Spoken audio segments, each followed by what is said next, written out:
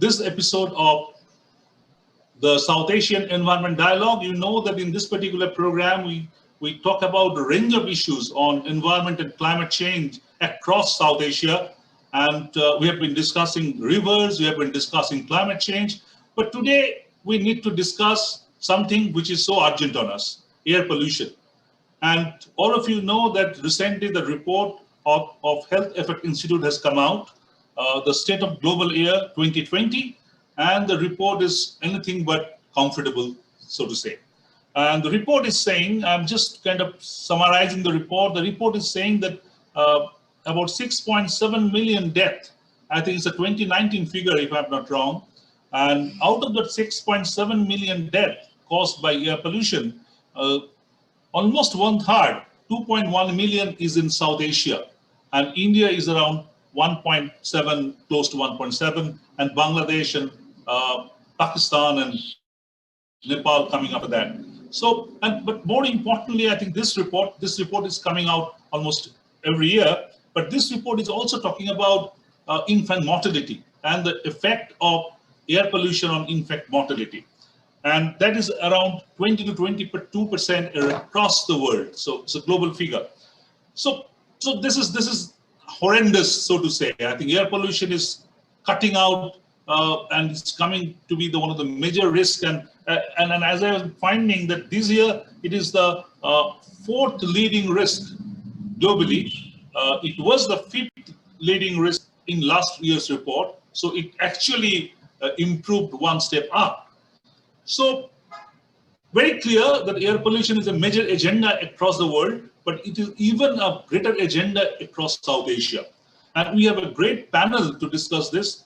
I have with me today Anumita Roy Choudhury. Anumita has been a researcher, an expert on air pollution, based in India, but she works across the world. She works extensively in South Asia. Thank you, Anumita, for being part of the program. We have Dr. Raja Dhor, leading pulmonologist from Kolkata, India, and he's associated with a number of hospitals, 40s to be specific, but others as well. And he's working, I know he's also an academician, he's working a lot on these issues. I have with me Mr. Bhushan Tuladhar from Nepal, and Mr. Tuladhar is an environmental engineer, an expert in policy matters. I think he's the chairperson of a policy committee, and we really want to know from him what is the situation in Nepal.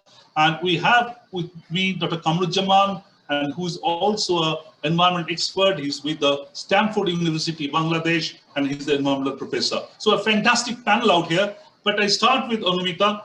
Anumita, you have seen the report and you have written about it. Now, first, let us know that all of us have been talking about this effect of pandemic and how pandemic actually contributes in reducing or lessening the air pollution across the world. But this report, which is of course a 2019 report, not really reflecting 2020, but still you have seen the report. Is it better or worse off compared to the earlier years? Joyanta, this time, this report is a big shocker. And, you know, when I read this report and all of us who are now coming out of that feel-good factor about the lockdown and the blue sky and clear lung narrative, for us, it was like a sudden, very stark and a frightening reminder of what's going terribly wrong. Now, why are we so worried? First of all, when you look at that data, it keeps reaffirming the fact that India and the larger South Asia continues to remain hugely vulnerable to air pollution.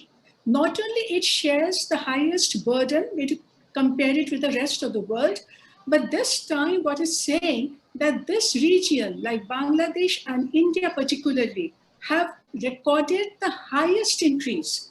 The mortality in India related to particulate matter has increased by 61% since 2010. And not only that, we keep talking about particulate matter, all of us, but this time it's also saying that ozone-related deaths in South Asia is also increasing dramatically. And since 2010, imagine, it's increased by 87% in India. And what it's also saying that ozone means that there's another link between air pollution and climate change, because South Asia, which is warming now, So therefore, the ozone activity is also increasing.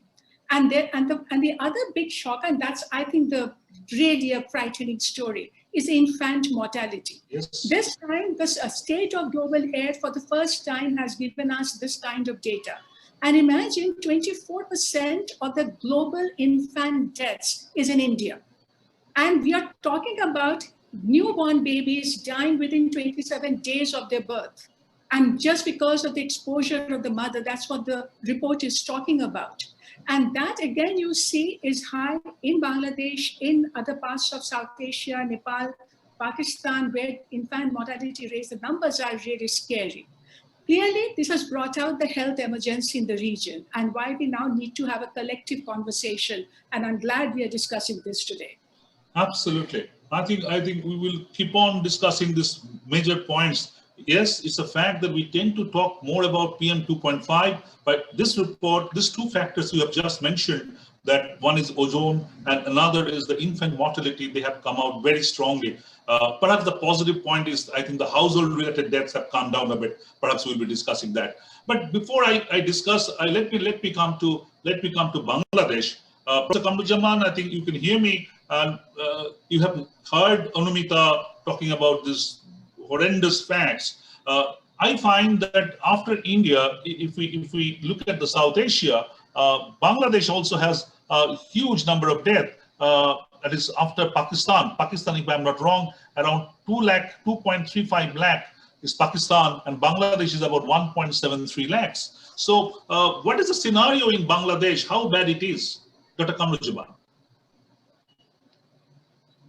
Yes, actually, air pollution is as host here in Dhaka as like other cities here in South Asia. But at Dhaka, our situation is much more complex, as because the capital city, it is containing around 20% of the whole country population. So as the pollution, air pollution is increasing here in Dhaka, that means 20% of the whole country population is directly exposed to this air pollution. That's why the mortality rate is that much of high. 173,500 people Yes. actually has died for the year last year. And morbidity information is much more severe than the mortality is, because that included with the pregnant woman, with the infant and the children and elderly population. So that is something, information like that. The traffic incident or accident is one of the severe controversy issue here in Bangladesh, and number of student and other movement has done for last 1.5 years ago. Okay. That was Okay. yes, and compared to that incident, 6 to 10 times higher mortality rate is there for air pollution. Dr. Kamrujaman, sorry to interrupt you. Just a quick supplementary question.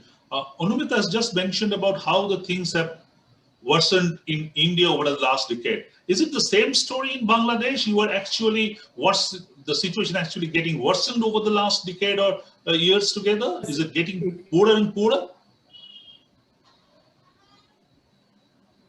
Is the situation getting more or worse? less the same.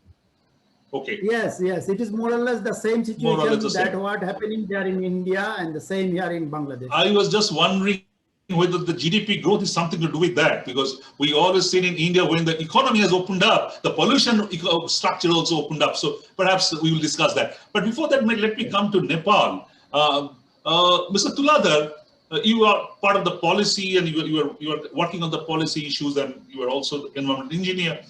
Now, Nepal is having around 42,000 deaths, if I'm not wrong, 42,100 deaths according to the last report.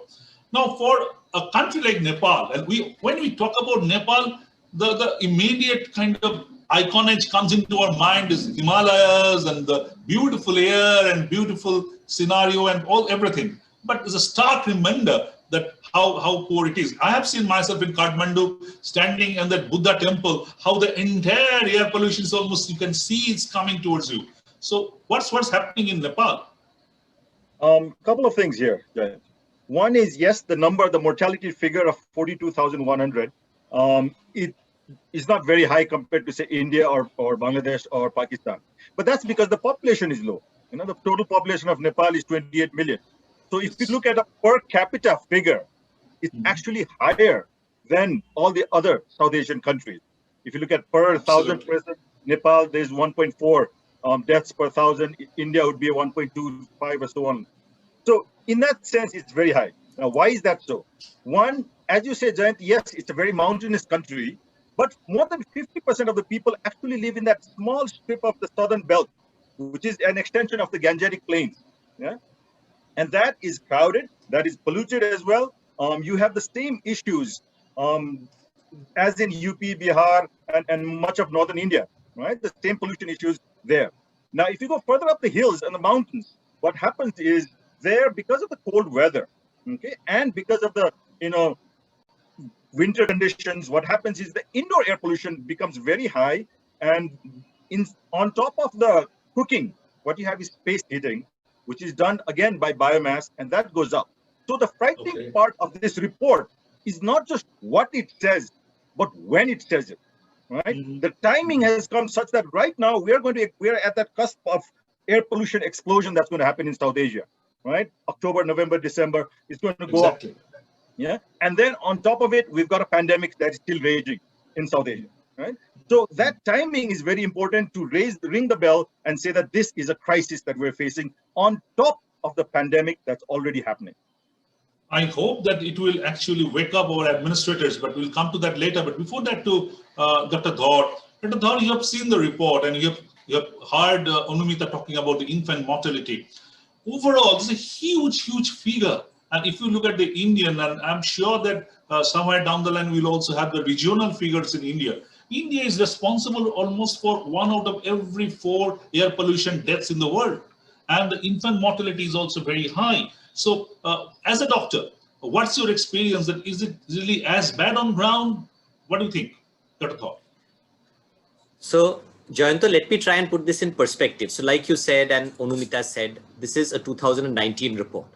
Let's now translate this in the perspective of the pandemic that's going on just now. I think that's important going forward. So if you look at what's happened in India between March and today, like you said, we've seen clearer skies.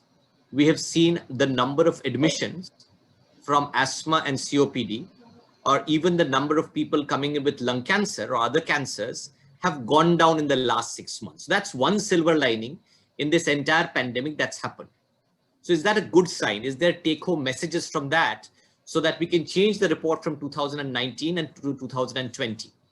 So apparently not.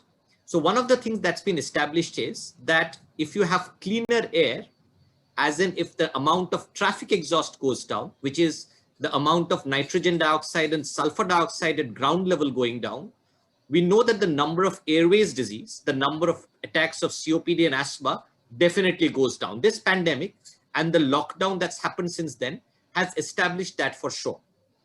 Now, as we are opening up now, all of India is gradually opening up. Delhi has opened up. Unfortunately, it's not taken more than a month for the air quality index to go from somewhere below 100 to somewhere around above 300. So if you see Delhi, and if you see the 26 pollution recording centers there, 8 of them across the city 5 days ago were showing an AQI of more than 300. Yes. So that's a short period of time which it takes to go from having air which is healthy to air which is not livable or extremely unhealthy. That's the time span. So this silver lining that we saw is not going to last for long if we do not take clear steps in reducing the ambient air pollution that we have across South Asia. And you've spoken about India, Bangladesh, Pakistan, Nepal, and so on. What does air pollution do to you? So I think if you see the number of people who have cough, sneezing, rhinorrhea, etc. across South Asia, these sound frivolous symptoms. They sound small symptoms. But if you look at the incidence of what is medically called allergic rhinitis in South Asia, it's 5 times that in Europe. The number of COPD deaths in this country is 5 times that what it is in the US or in Europe. or even in Australia for that matter. If you look at the number of lung cancers in our city, in my city, in Kolkata, it's the lung cancer capital of the world. Delhi probably comes in second in the entire list of countries there is, right? Now, if you look at it from the COVID perspective, interestingly, the areas in the country and outside where the AQI was the highest are the places where the most number of COVID deaths have happened. So this is not something we have realized till now. It's our work that we are looking at. But interestingly, it is not just the number of cases, but the number of deaths, the density of COVID deaths are the highest in this city in areas where the AQI has been highest in last year. So there's a longitudinal, long-term correlation between the amount of morbidity that comes from respiratory viral illness. So we're talking about COVID now. 10 years ago, we were talking about H1N1. But there's I got the point. I think I have to come back to you for the infant mortality to discuss specifically on that later. But Anumita, I think that Dr. Dhod has really opened up kind of a Pandora's box. I think we all have been talking about it, that COVID, what it has contributed in kind of improving the air quality. But at the same time, there has been talks going on. Dr. Dhod also mentioned that the people in the area who are more kind of vulnerable to air pollution, they are now found to be more impacted more by the COVID. So that is something which is really dangerous. Perhaps the reports in the future will kind of enhance on that. But I would like to know from you, you mentioned briefly about the ozone thing and the infant mortality. Now, what are the causes? Are the causes that we know, or there are unknown causes which are we are yet to probe on? Are only the known causes, you say that these are responsible, but are there new causes? I'm saying this because in Kolkata recently we did a detailed air apportionment study, and suddenly it came up that the coal burning at the roadside eateries contributes significantly to the air pollution problem. We haven't thought about it, we haven't discussed it before. Also, we found the stubble has something to do with that. So these are new factors for Kolkata. So overall in India and maybe in South Asia, do you think the new causes coming up? Anumita? Yes, so in fact, Dr. Dhod has really, he has brought out most of the most very significant aspect of health impact and of what's going on. So if I respond to this 2-3 strains of thoughts that have come up, and I totally agree with Dr. Dhod, the whole connection between the COVID and air pollution related diseases. And clearly the message from the doctors is so clear that if due to long-term exposure, if your lungs are already weak, weak lungs cannot fight the virus. It's as simple as that. And therefore, when we are looking forward to the winter in Delhi right now, we are scared because of the double whammy, because we know the respiratory stress is going to increase now, and then the whole impact of COVID on us, right? But the point that you were asking, Jayanto, the lesson and the takeaway from the lockdown phase, when we saw the blue sky and it just cleaned up totally. The biggest message there is the scale and the speed of the change that was made possible because of the lockdown. And the air pollution sources that were almost eliminated across all regions. Now, when I'm saying sources, it's not that we do not know of the source. It's not that what you just said about Kolkata, that the open eateries and the roadside, these are not unknown sources. We have known them all along. It's just that we never had the bandwidth to address the complexity and the combination of sources in our cities together. So we know in most of our cities, whether in India, in Bangladesh, in Nepal, we are struggling with vehicles, industry, power plants, but also a lot of area sources, informal sources, and the household pollution today, like you mentioned earlier, the people burning dirty fuels. So when you're talking about the open eateries, it's nothing else but the use of solid fuel for cooking, whether you're doing it in the open eateries or you're doing it inside your house. And this new report has brought out so clearly that the household air pollution today and the deaths because of that is about global deaths, about 2/3 in South Asia. But I think the takeaway, because you're talking about the problem, but if we now start moving towards a little bit on the solution and what the report has brought out, is that if you take action, you will see health benefit. And this report has brought out so sharply in the case of India that because of our aggressive program on taking LPG to the poorer household, and because of the improved access to clean energy, India has witnessed decline in mortality related to household air pollution from 56% to 36%. Now, that is a very important evidence that builds confidence that if you take action, if you see the cleanup, you will see the health benefit. But we never take into consideration the health criteria when we design our policies. So today you are looking at the data that's showing how the health indicators have worsened. But when we design our policies, do we track health indicators as an impact of the health, any intervention that we make? Sure. So that's where we have to go. And the final point here is coming back to the COVID connection, that understand the reason why the pollution cleaned up in all our cities in India, Bangladesh, Nepal, is because we could minimize the regional influence of pollution on local pollution, because it cleaned up together across all regions. So it has kind of busted the myth that within India, it's only the Indo-Gangetic plain which is a problem, and rest of India is not a problem. Absolutely. That's Absolutely. the myth that we have built. Absolutely. I think a lot of myths have been kind of blown away by this pandemic, and as you said, that it has cleaned up across, and that might have contributed. But also we found that despite all this cleaning, the actual figure just barely goes beyond the normal limit. It actually hasn't reduced to that level that we initially thought. And as Dr. Thor pointed out, and also you pointed out, that it quickly almost trying to come back to the situation beforehand. We'll go to a break, but before break, I'll come back with the Bangladesh and Nepal experience, and then perhaps to others as well, that Anumita mentioned about the solution part of it, and also I think the policy part of it, what the governments are thinking. And another point I always tend to talk about, not only in air pollution, but also in climate change, we do not find any regional collaboration. There is polluters coalition, but there's no anti-pollution coalition. So can we have it? So with these words, we just come to the end of, and as you know, this program is for the Climate Channel Television in Canadian TV in collaboration with the Plurals, which is a media platform. And this program is scary air. We all know we are scared by whatever is happening. So we are going to a break, and we're coming back right after the break.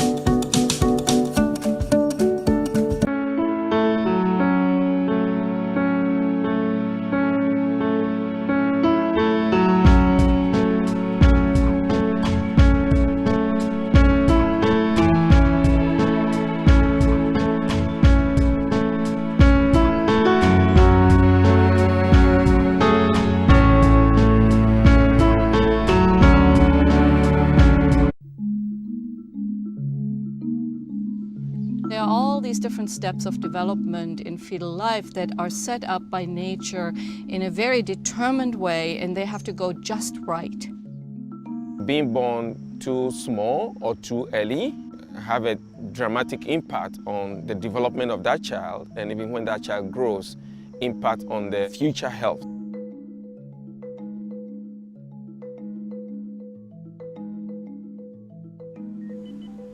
We tend to be so focused on what we have to deal with at the moment. I think it's important to look back up the chain and see what the modifiable factors are. There are more and more studies in different countries, on different continents, that are well done and confirmatory that in and outdoor air pollution is a very strong risk factor for preterm birth and low birth weight. recording the. Well, let me tell you that this particular program, we are back to the show, the South Asian Environment Dialogue. As I said, that this is a show where we talk over a range of issues on environment and climate change in the South Asia. And today we are discussing air pollution, scary air. Really, we are scared because recent report is saying that South Asia is responsible for about 1/3 of the global deaths caused by air pollution. And today with me, as I said earlier, that is a fantastic panel to discuss that. Let me tell you that this particular program is brought to you by the Climate Channel, a Canadian television channel, along with the Plurals, the media platform.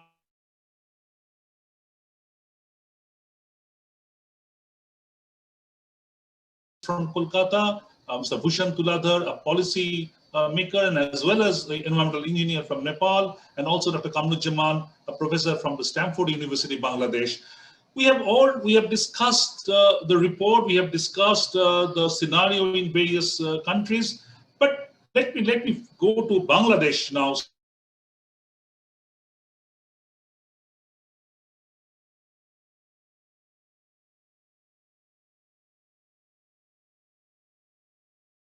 What is the government policy? Is there any structured government policy to counter the rise of air pollution in Dhaka? Let me also share with you before I start taking the answer. The PM 2.5 value, we know that PM 2.5 is the most toxic pollutant, and PM 2.5 value, if I'm not wrong, is in India 83.2 as per the report, and Nepal is just back with 83.1. And then Bangladesh and Pakistan a bit back with 63.4 and 62.6. But all four countries coming in the top 10 in the world, India number 1, Nepal number 2, and I think the Bangladesh and Pakistan in the last 2 places. So I think we'll discuss these inputs. But before that, Dr. Kamruzzaman, what is the policy situation? What is the government thinking? Okay. Actually, in terms of air pollution, to combat air pollution, government somehow playing a double standard role. Like in one way, they are talking about for environmental conservation and to reduce the pollution. But in another way, government is permitting all the dirty coal factories in the coastal belt and the northern part of the country, as well as the very close to the Sundarban and the Cox's Bazar. So they are playing the double role. So that's why actually the air pollution control is a big challenge for here in Bangladesh. In other way, Clean Air Act has not yet enacted, though it is formulating for last 3 years, and but government is not bringing it out. So the policy is not yet completed. But we are expecting as soon as Clean Air Act is coming, then the policy aspect will be more stronger than the previous time. When do you expect that to come on ground? The Clean Air Act? It's supposed to come last year, but now it is, we are expecting by the end of this year, we will be getting this Clean Air Act. Okay. That's the good news that end of this year, the Clean Air Act will come in Bangladesh. But what about Nepal? Nepal's also, as I just mentioned, that Nepal's PM 2.5 is just below India. And so what is the policy scenario? What is the government thinking in Nepal? Well, as I said earlier, the situation in Nepal is very similar to India, right? So yes, we have very high levels of household air pollution because of the use of biomass in about 2/3 of the households, and now increasingly in the urban areas, urban air pollution. What is the government doing? Not much really.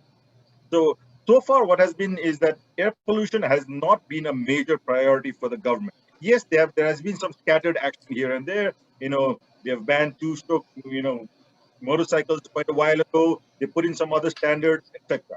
But major comprehensive program as such isn't there yet. And that's, I think, where we can learn from India. Anumita talked a little bit about the push for LPG.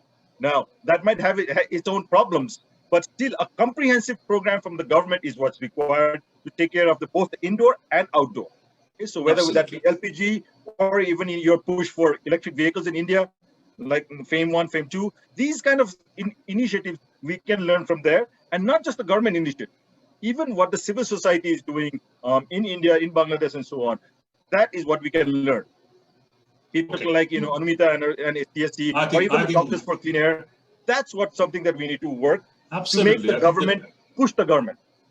Track 2, Track 3 deliberations are extremely important, I think, in this context of environment and climate change. The governments across the world only think about economy, quote unquote economy, not the ecology per se. So the Track 2, Track 3 are very important. But before I come to Anumita to actually push this policy issue further, I'll come to Dr. Dhor. Dr. Dhor, you mentioned about the medical part, and you mentioned about the COVID linkages, possible COVID linkages and all. But think about this infant mortality that Anumita raised at the very initiation of the program, and you find that's a huge amount. The figures are astonishing, and in India it is 24%, Anumita, 24% in India, cutting across the world it's 20%. So not only India, it's cutting across the globe, it's 20%. So how you kind of would like to counter it, and as a doctor, what you feel about it, what should be done, what do you want your government to do to stop the infant mortality? So Jayanto, I think the understanding that air pollution can actually affect the womb. So we know that it can affect children, we know it can affect adults, and we have spoken across this panel today about how it does so. But the fact that it can affect the womb and affect the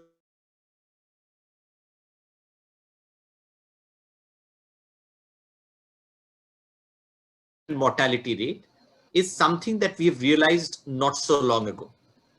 So I guess the exposure of a pregnant lady to air pollution is something which is different as compared to the consideration when you consider other bits of the population, and that needs to be considered.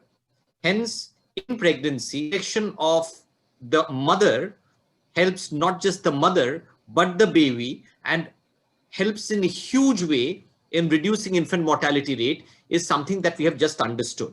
I just want to add another point, Jayanto, which is about children below the age of 5. So we've talked about air pollution and its effect in case of infants. If you look at children below the age of 5 years, the particulate matter that you spoke about a little while ago as being highest in India, the PM 2.5, if you go further down, if you think PM 1, for instance, then the amount of lung damage, the number of patients with pneumonia, viral pneumonia, bacterial pneumonia below the age of 5, and hence deaths in children below the age of 5 from air pollution is far greater than India as compared to what it is in the rest of the world. And it's just not infant mortality. That's extremely important, but also deaths of children below the age of 5, which needs to be considered and thought about when we think about children and infants dying from air pollution. Just a very quick supplementary question out here, Dr. Dhor. The report also mentions that the household death, I think the indoor pollution related deaths actually has come down. And Anumita mentioned about the LPG project of the government, central government, how it contributed in that. Now, what do you feel, this indoor pollution, they are supposed to affect the women a lot. So any reflection on your finding that it is actually going down? Any reflection on that? That's a great question, Jayanto. So first part of your question, I think the important reason why indoor air pollution seems to be going down in India is the fact that the use of biomass fuel has actually gone down in the last 5 years. And that's thanks to the government. That's the LPG we spoke about. That's the number of people, even in rural areas, not using biomass as much as they did at one point of time, right? The second, the hypothesis that it's mainly women of childbearing age who get exposed the most to biomass fuel is something that we know and understand.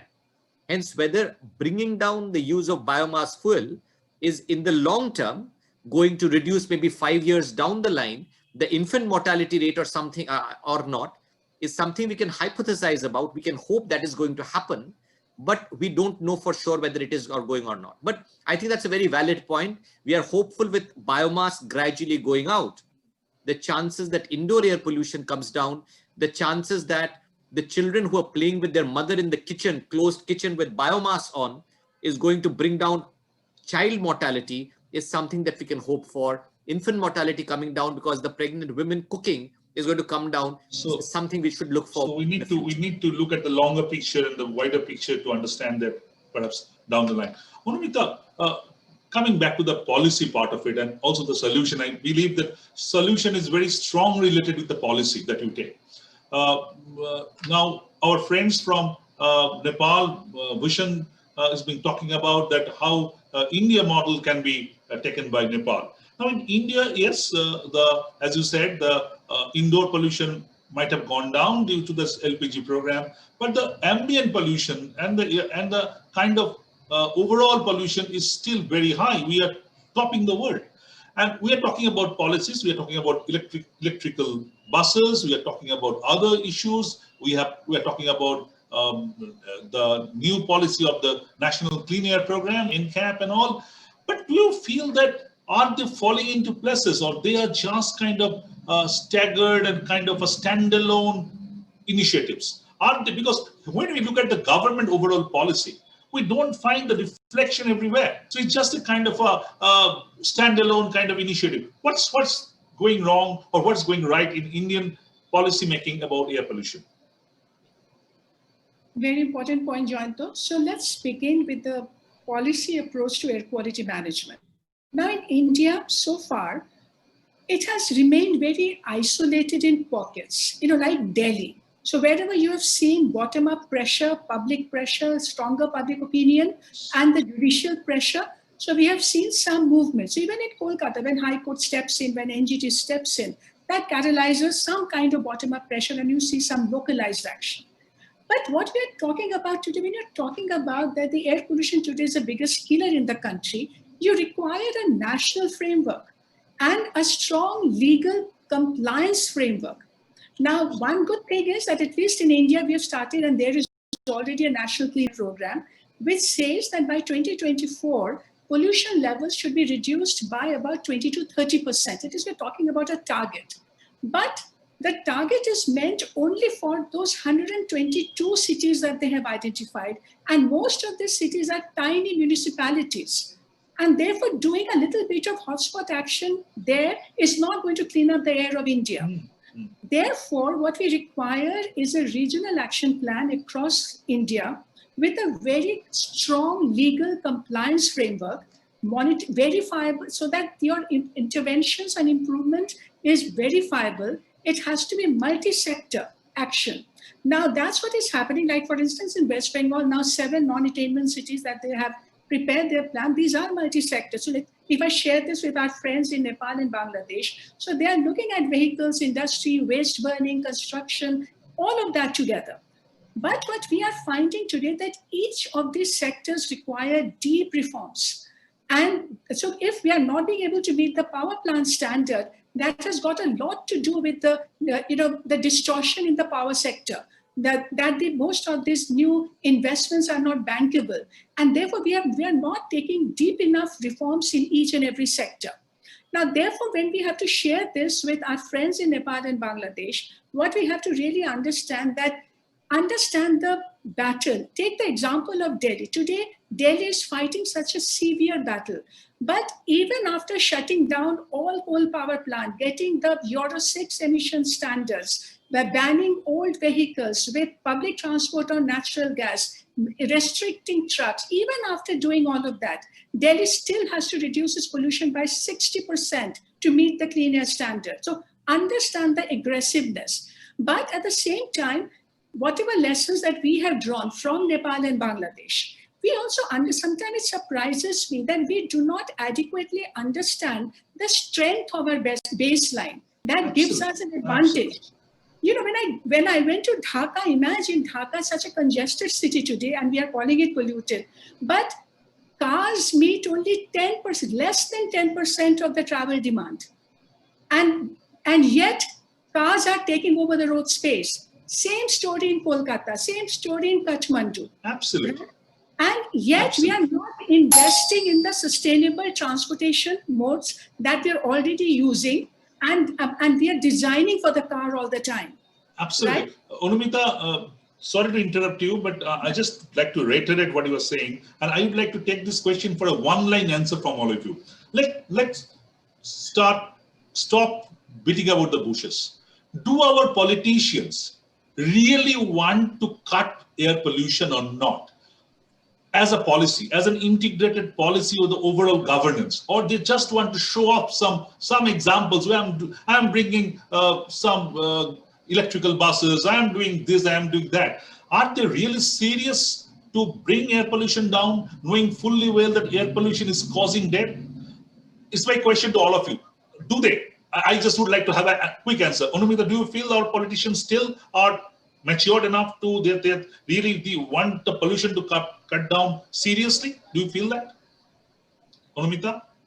Jointo, this question has to be understood from the perspective of whether public demand for clean air is strong enough to change the politics of the country.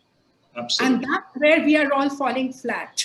So That's today where we the fall flat. politicians, they don't see any of the opportunity or advantage to earn votes. So that's why when I gave you that number of that only less than 10% people use cars, then why is it that 80% of the transport investment goes into car-centric infrastructure? Because the majority, the silent majority, is not in a position to influence the political choices and the political, right? So the public pressure is not there. You're saying the public pressure is not there. What about Dr. Kamruzzaman in Bangladesh? As Anumita is saying, there's not adequate public pressure out there. So your politicians only will work when either the public will push or the court will push. They won't work otherwise. Dr. Kamruzzaman, is it the same story out there? Yes, yes. I agree with Anumita ji. We don't able to create enough public pressure to the politician to reduce the air pollution. Okay. But in some cases, politicians love to reduce the pollution, but they don't like to contribute on it.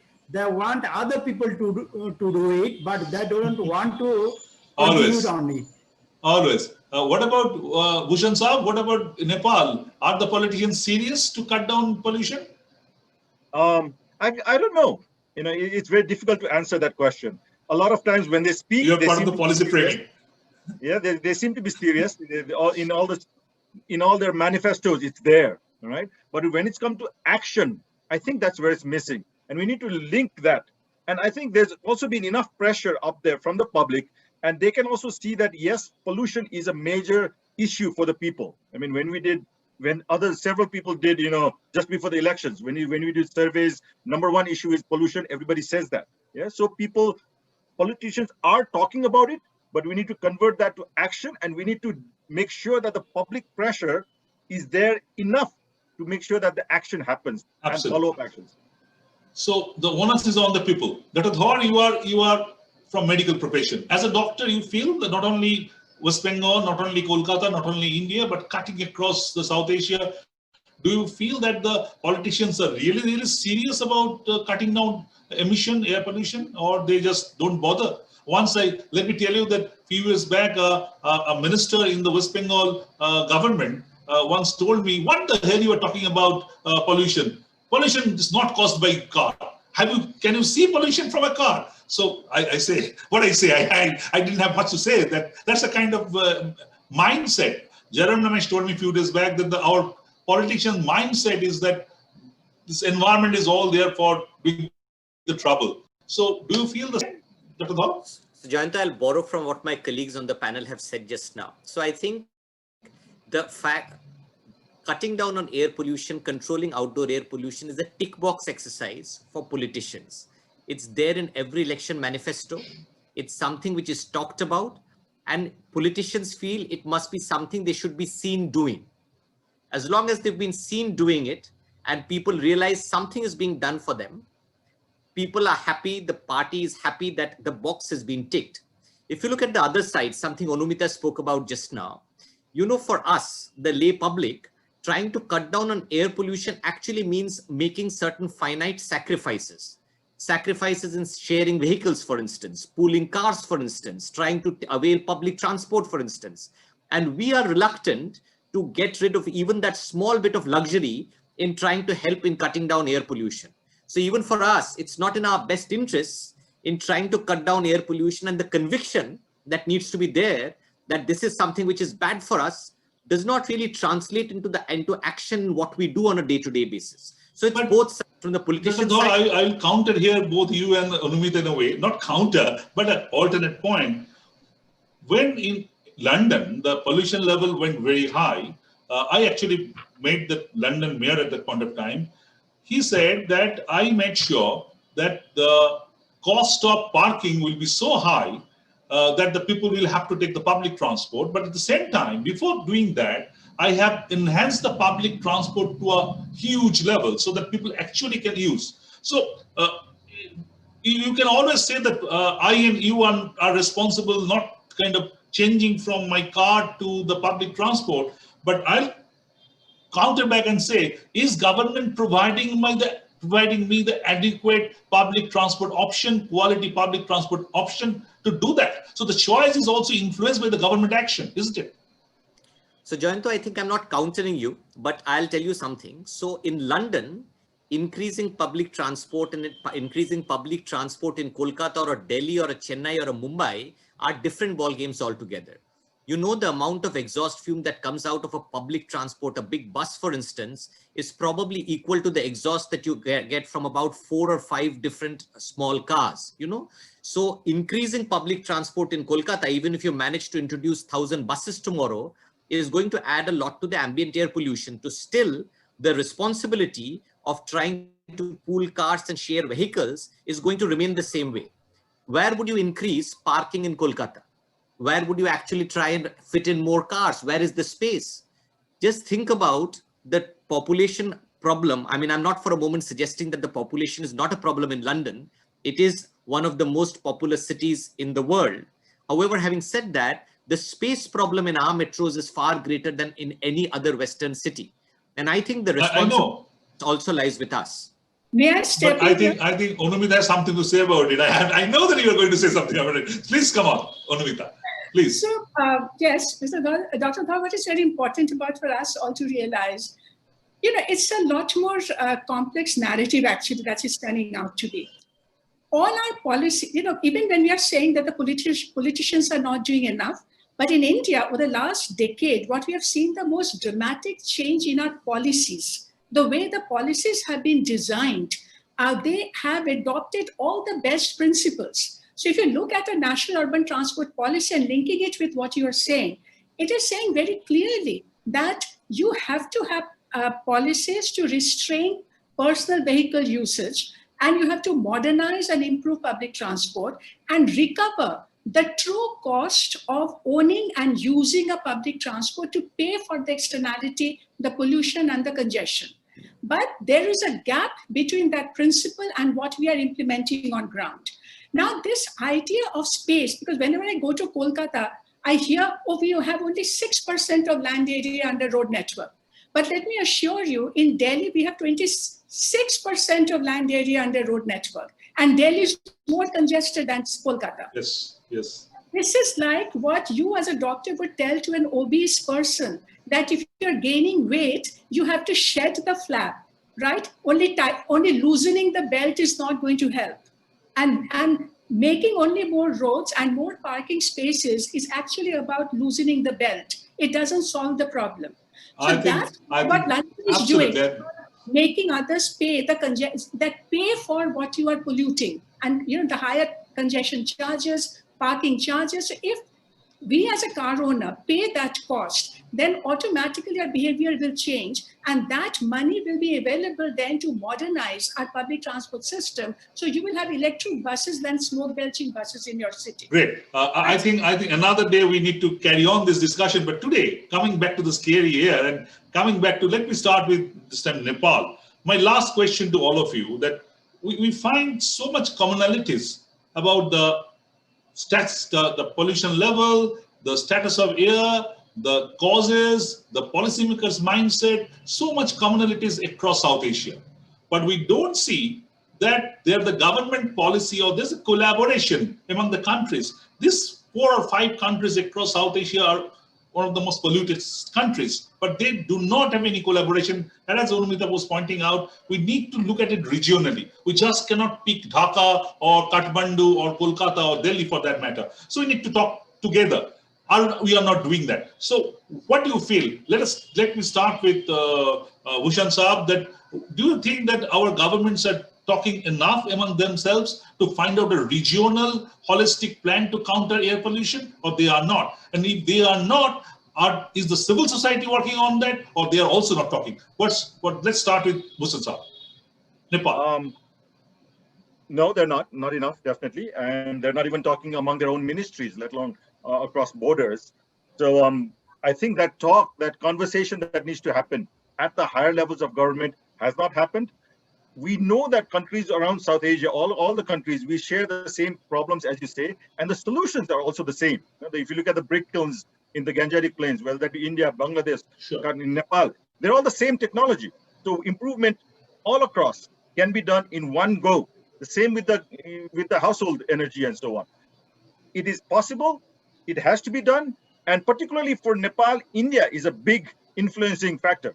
All our fuel comes from India, fossil fuels. 90% of our vehicles are coming from India.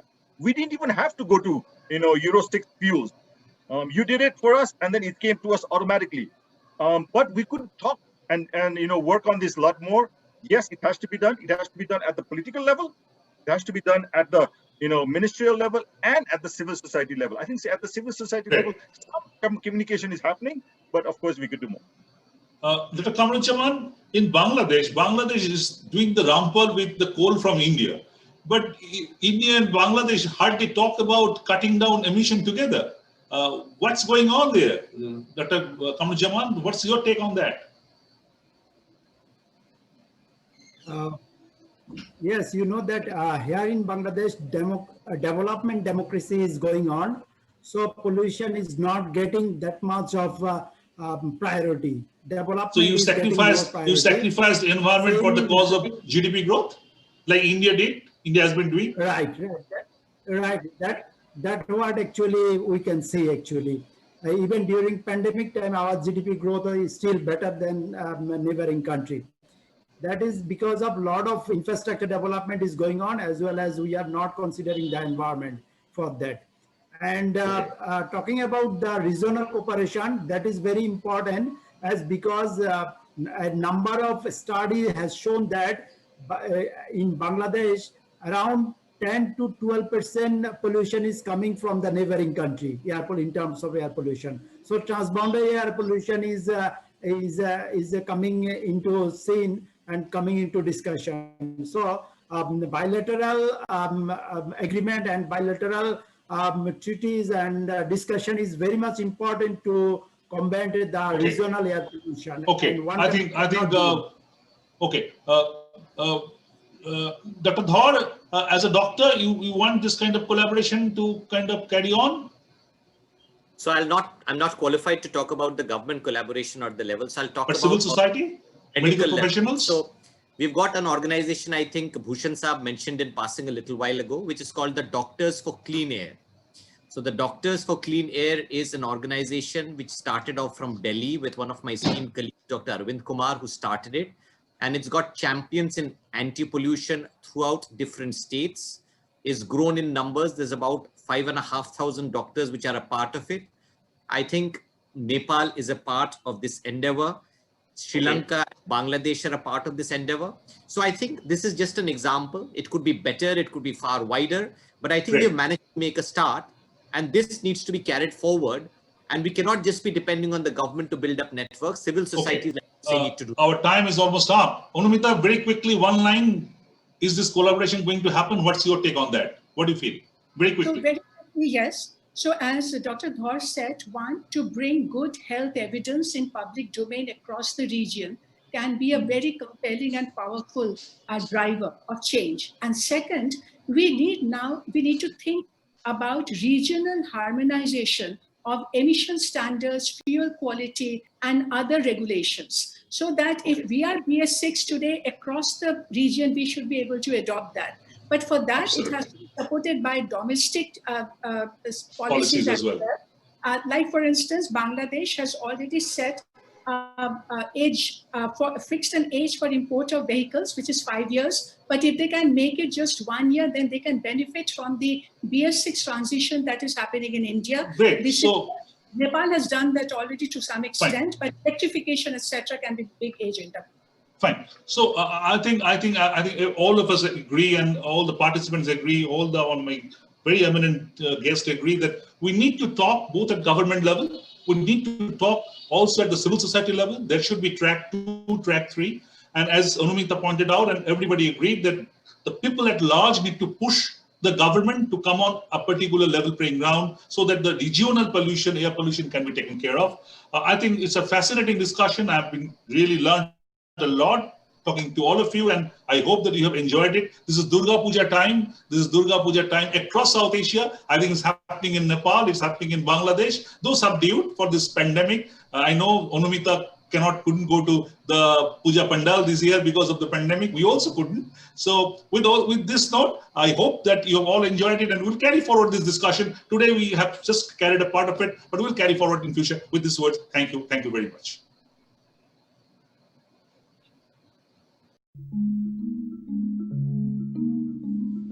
There are all these different steps of development in fetal life that are set up by nature in a very determined way, and they have to go just right. Being born too small or too early have a dramatic impact on the development of that child, and even when that child grows, impact on their future health.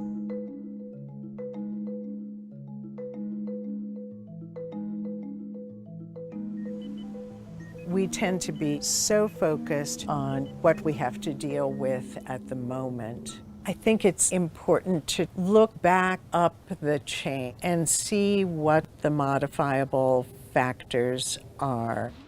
There are more and more studies in different countries on different continents that are well done and confirmatory that in and outdoor air pollution is a very strong risk factor for preterm birth and low birth weight.